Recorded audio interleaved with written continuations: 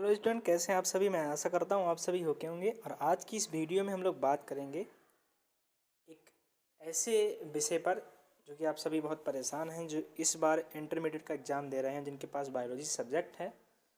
तो उनके लिए कुछ संभावित प्रश्न लिए हैं यहाँ पे। और ये वो प्रश्न हैं जो अभी तक परीक्षाओं में पूछे गए हैं या आने वाली परीक्षा के लिए संभावित क्वेश्चन हैं। आप एक एक करके इन क्वेश्चन को तैयार करके अपनी परीक्षा की तैयारी जो है वो सब्जेक्ट जीव विज्ञान की मजबूत कर सकते हैं। देखिए, इस तरीके से मैंने सबसे पहले एक क्वेश्चन आपका लिया। ये देखिए, एक एक करके क्वेश्चन लिखे हुए हैं यहाँ पे। लघु बीजाणुजनक तथा गुरु बीजाणुजनक जनन किसे कहते हैं। ठीक है, मतलब दोनों जो आपका माइक्रो स्पोरोफिल और मेगा स्पोरोफिल होता है, क्या होता है माइक्रो स्पोरोजेनेसिस और मेगा स्पोरोजेनेसिस, इसको पूछा गया है। उसके बाद में द्वारा बनी संरचना और इनके दौरान क्या चीज़ बनती है, यानी माइक्रो स्पोर और मेगा स्पोर बनते हैं इसके द्वारा। ये आपको यहाँ पे इसमें ऐसे बताना है। एक प्रारूपी आवृत्तबीजी बीजांड यानी ओव्यूल की संरचना आप इस क्वेश्चन में आप पूछी गई है, आप इसको बनाएंगे। ये आपका पॉलिनेशन का टॉपिक है, आप यहाँ से बनाएंगे। बैगिंग यानी बोरा बस्तावरण या थैली लगाना टेक्निक क्या है। पादप जनक कार्यक्रम में कैसे उपयोगी। बैगिंग का मतलब होता है जो फ्लावर होते हैं उन पर पॉलीथीन बांधी जाती है, उनका पॉलन ग्रेन निकाल के। ठीक है, ये होती है आपकी प्रोसेस। त्रिसंलयन यानी ट्रिपल फ्यूजन पूछा गया है आपसे, कैसे होता है, कहाँ होता है, ये सारी चीज़ें आपको याद करनी है।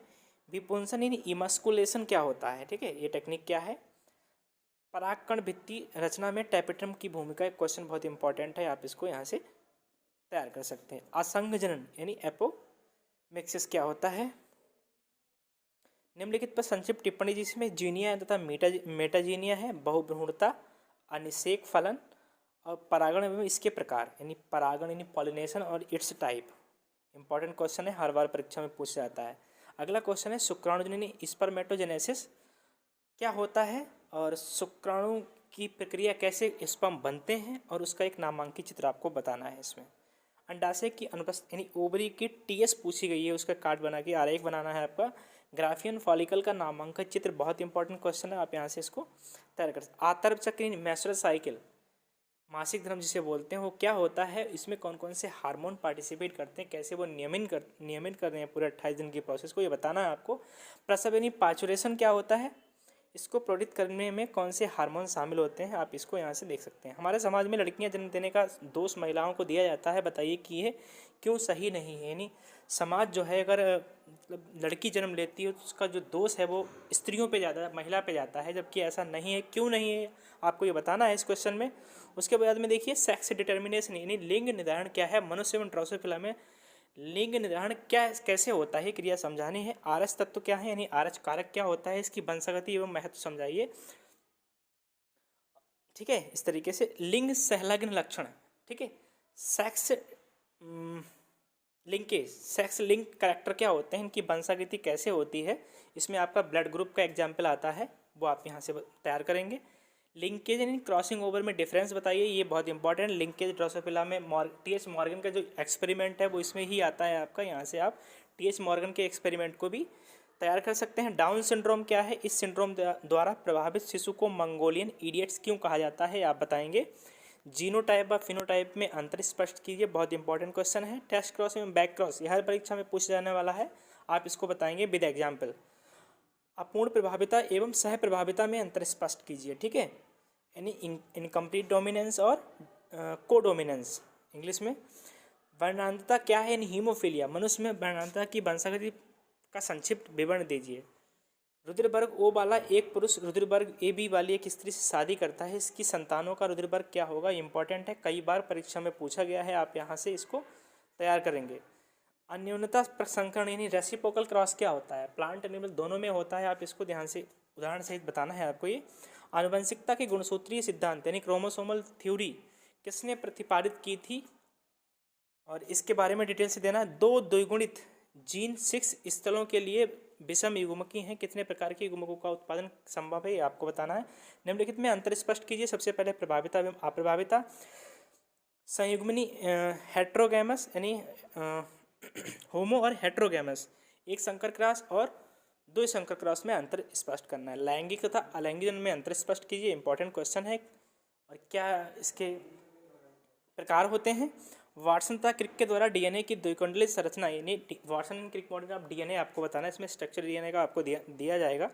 डीएनए एक आनुवंशिक पदार्थ है, इसे सिद्ध करने हेतु अपने प्रयोग के दौरान हर्षे व चेस ने डीएनए व प्रोटीन के बीच संबंध अंतर कैसे स्पष्ट किया, इस एक्सपेरिमेंट को आप बताना है। आप मेरी वीडियो देखिए, उसमें सारी वीडियो में मैंने ये सभी क्वेश्चन अलग अलग बताए हैं भी, जो मैंने आपको इसमें दिए हैं। मानव जीनोम परियोजना को महापरियोजना क्यों कहा जाता है, यानी आपको ह्यूमन जीनोम के बारे में बताना है इसमें क्वेश्चन में। डीएनए अंगुली छापी यानी डीएनए फिंगरप्रिंटिंग क्या है, इसकी उपयोगिता पर प्रकाश डालिए, इंपॉर्टेंट क्वेश्चन है, शॉर्ट नोट इस पे पूछा जाता है। एमआरएनए व टीआरएनए तथा टेम्पलेट रज्जु एवं कोडिंग रज्जु, रज्जु का मतलब यहाँ पे होता है स्टैंड, यानी टेम्पलेट स्टैंड और कोडिंग स्टैंड जो होता है आपका, उस पर आपको संक्षिप्त टिप्पणी देनी है। यहाँ पे टीआरएनए की जो संरचना होती है, जिसे क्लोवर लीफ मॉडल आप टीआरएनए कहते हैं, वो भी इंपॉर्टेंट है, आप यहाँ से उसको तैयार करेंगे। स्वास्थ्य एवं रोग से आप क्या समझते हैं, रोगों के संचरण की प्रमुख विधि का उल्लेख कीजिए। ठीक है, ये इंपॉर्टेंट क्वेश्चन है, पूछा जाता है परीक्षा में। निम्नलिखित पर संक्षिप्त टिप्पणी दीजिए। देखिए मैंने यहाँ पे बहुत सारे टॉपिक लिखे हैं। मलेरिया, हाथी, ये सभी बीमारियाँ हैं। हाथी पाँव, डेंगू बुखार, अमेबी, पीचिस, typhoid, cancer, stem cell, WHO, व्यसन जिसे हम एडिक्शन बोलते हैं आपका, और ओपियोइड्स, कैनाबिनॉइड्स, कोका एल्केलाइड, ये सभी आपके ड्रग्स होते हैं, इन पे टिप्पणी पूछी जाती है। और ये किस पौधे से प्राप्त होते हैं, ये भी आपको इसमें बताना है। ये टैट सिंड्रोम क्या आता है, ये नया क्वेश्चन है, आप देखिए इसको तैयार करिए, बहुत इंपॉर्टेंट है इस बार की परीक्षा के लिए। टैट सिंड्रोम क्या होता है। और एकल कोशिका प्रोटीन, जिसको हम सिंगल सेल प्रोटीन भी बोलते हैं, ये क्या होता है। Biogas restriction endonuclease enzyme, PCR यानी polymerase chain reaction, bioreactor plasmid, इसमें बैक्टीरियल प्लाज्मिड भी हो सकता है आपका। Genetic engineering, recombinant DNA technology, ये अलग अलग हैं दोनों, जेनेटिक इंजीनियरिंग अलग है, रिकॉम्बिनेंट डीएनए टेक्नोलॉजी अलग है। मानव इंसुलिन यानी मानव इंसुलिन कैसे बनती है आर्टिफिशियल रूप से, ये बताना है आपको। बायोपायरेसी एवं पेटेंट क्या होता है, टीका एवं टीकाकरण क्या है, और क्राई प्रोटीन क्या है, ये सारी चीज़ें आपको, और किस पौधे से प्राप्त होता है, ये सारी चीज़ें आपको बतानी है। अगला क्वेश्चन है जीवाणुजनित रोग एवं विषाणुजनित रोग के बीच अंतर, यानी जीवाणु से उत्पन्न रोग, 4 रोगों के नाम, उनके डिटेल, और वायरस से उत्पन्न 4 रोगों के और उनके डिटेल आपको पता होनी चाहिए।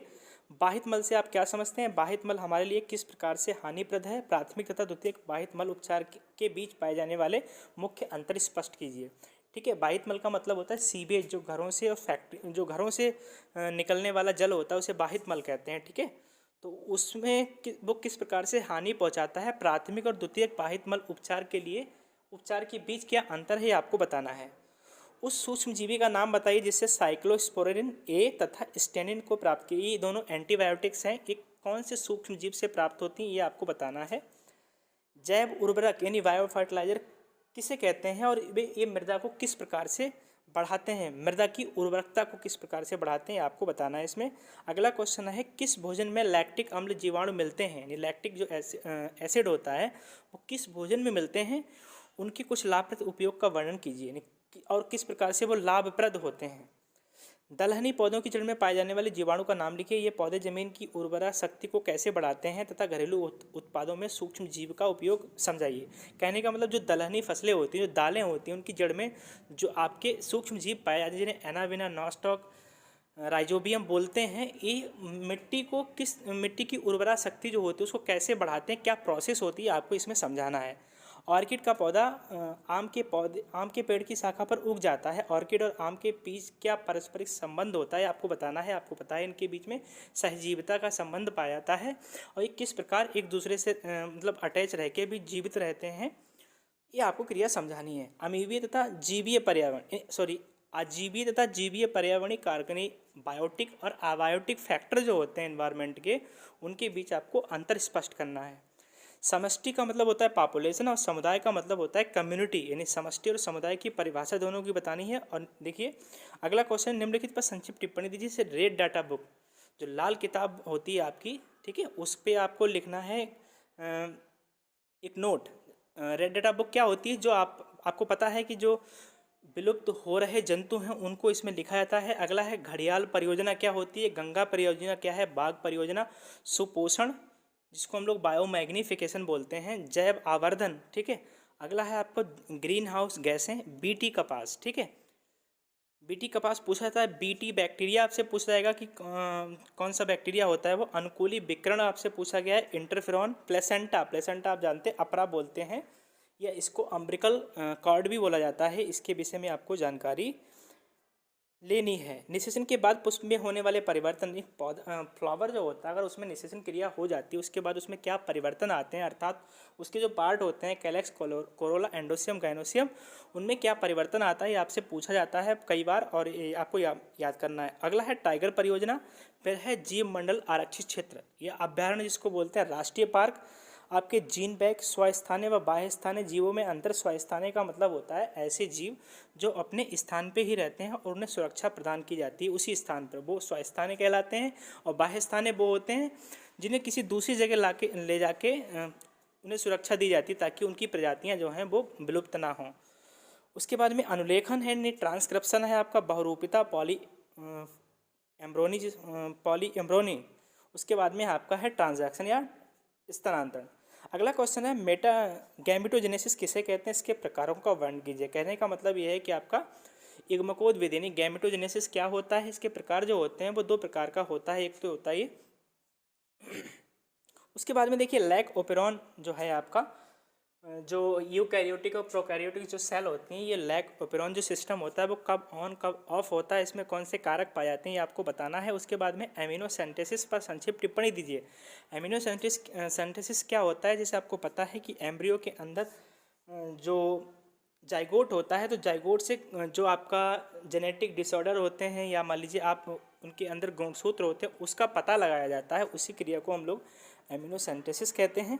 अगला क्वेश्चन है मनुष्य में मेंडलीय विकार, यहाँ पे मेंडलीय लिखा है, मंडली ने मनुष्य में मेंडलीय विकार व मानव में जुड़वा बच्चों पर संक्षिप्त टिप्पणी दीजिए। मैं कहने का मतलब ये है कि जो आपका मेंडलियन डिसऑर्डर्स होते हैं उन पे आपको टिप्पणी देनी है, प्लस जो ट्विंस होते हैं उनके बारे में आपको बताना है। अगला क्वेश्चन है एड्स एंड HIV में अंतर। आपको पता है एड्स एक बीमारी, HIV एक वायरस होता है, इस तरीके से आप इसको कई अंतर में बता। GMO का मतलब होता है जेनेटिकली मॉडिफाइड ऑर्गेनिज्म, ठीक है।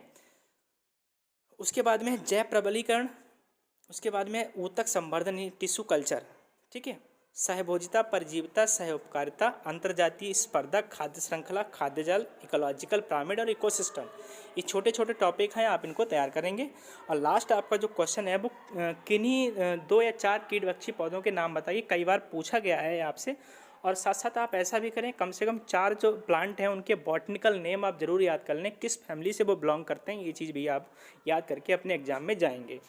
तो ये आपका संभावित क्वेश्चन था। अगर आपको इसमें कोई क्वेश्चन समझ में नहीं आ रहा है तो आप मुझे कमेंट बॉक्स में कमेंट दीजिए।